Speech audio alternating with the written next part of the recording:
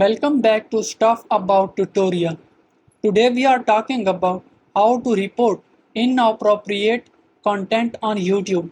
Why would you want to know how to report inappropriate content on YouTube?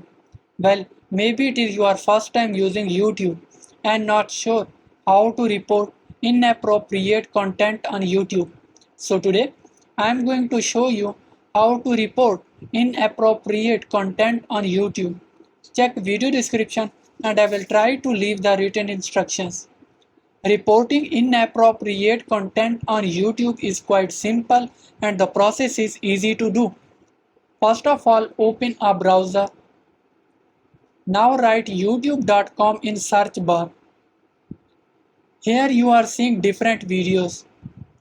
Below the video, in front of title, you are seeing three dots.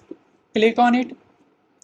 If you don't like this video or find something inappropriate, click on report.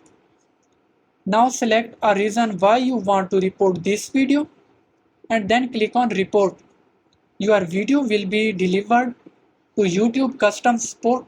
They will take action on that content. There you go. If you wanted to know how to report inappropriate content on YouTube, that is the easiest way I know how. If you know another way, to leave a comment below. Be sure to subscribe for more videos.